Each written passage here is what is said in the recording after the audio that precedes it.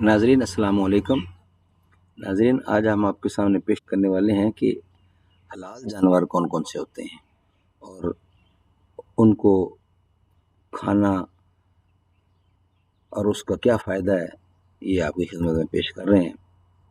حلال جانور، ناظرین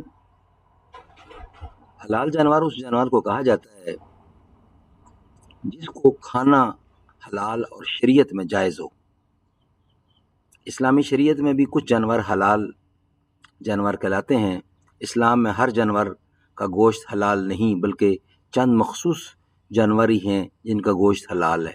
ان جانوروں میں چرند یعنی گائے، بیل، بھیڑ، بکرا، اونٹ اور ہرن وغیرہ، نیز مچھلیوں اور پرندوں کی چند اقسام حلال ہیں۔ مسلمان ان جانوروں میں سے چرند و پرند کو حلال طریقے سے ذبح کر کے ان کا گوشت کھاتے ہیں۔ حلال طریقے سے ذبح ہونے والے جانور کو ذبیحہ کہا جاتا ہے۔ مسلمان اپنے مذہبی تہوار عید الاضحیٰ کے موقع پر اپنی حیثیت کے مطابق گائے، بیل، بکرا ذبح یا اونٹ نہر کر کے قربان کرتے ہیں۔ ذبح یا اونٹ نہر کر کے قربان کرتے ہیں۔ ناظرین یہ جو نہر ہے، ان لاکھوں جانوروں کو ذبح کرنے کے باوجود ان جانوروں کی تعداد میں کمی نہیں آتی، بلکہ اس میں حکمت یہ ہے کہ انسان جانوروں سے غافل نہ رہے، نیز حیات حیوانی میں بھی توازن قائم رہے۔ ناظرین قرآن کریم میں حلت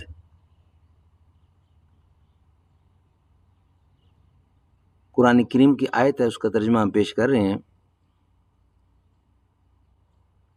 لوگ آپ سے سوال کرتے ہیں کہ ان کے لیے کیا چیزیں حلال کی گئی ہیں، آپ ان سے فرما دیں کہ تمہارے لیے پاک چیزیں حلال کر دی گئی ہیں، اور وہ شکاری جانور جنہیں تم نے شکار پر دوڑاتے ہوئے یوں سدھار لیا ہے کہ تم انہیں شکار کے وہ طریقے سکھاتے ہو جو تمہیں اللہ نے سکھائے ہیں، سو تم اس شکار میں سے بھی کھاؤ جو وہ شکاری جانور تمہارے لیے مار کر روک رکھیں، اور شکار پر چھوڑتے وقت اس شکاری جانور پر اللہ کا نام لیا کرو اور اللہ سے ڈرتے رہو، بے شک اللہ حساب میں جلدی فرمانے والا ہے۔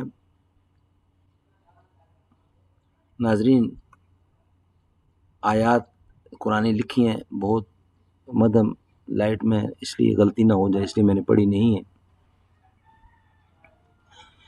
دوسری آیت ہے، اس کا ترجمہ یوں ہے، آج تمہارے لیے پاکیزہ چیزیں حلال کر دی گئیں، اور ان لوگوں کا ذبیحہ بھی جنہیں الہامی کتاب دی گئی تمہارے لیے حلال ہے، اور تمہارا ذبیحہ ان کے لیے حلال ہے۔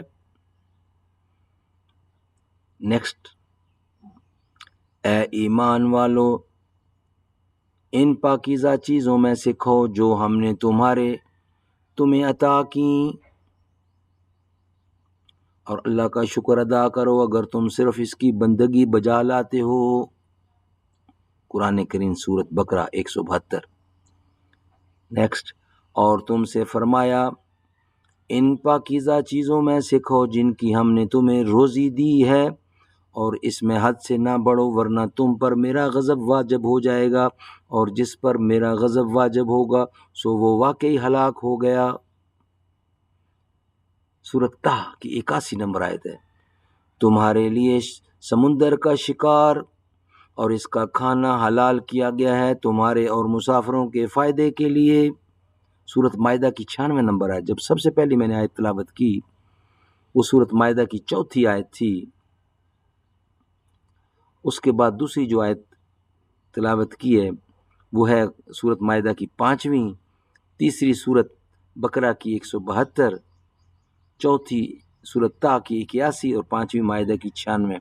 یہ میں نے آپ کے سامنے پیش کی آیتیں اس حوالے سے، ذبح کرنے کے حوالے سے۔ تقسیم بندی تمام حلال جانور پاک ہوتے ہیں، اور حلال جانوروں کی 3 قسمیں ہیں، ایک بری جانور، دوسرے دریائی جانور، تیسرے پرندے بری جانور۔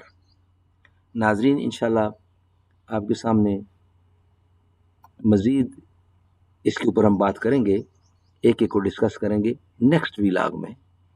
اللہ تعالیٰ سمجھ بوجھ دے، آمین ثم آمین، بجا خاتم النبیین صلی اللہ علیہ وسلم۔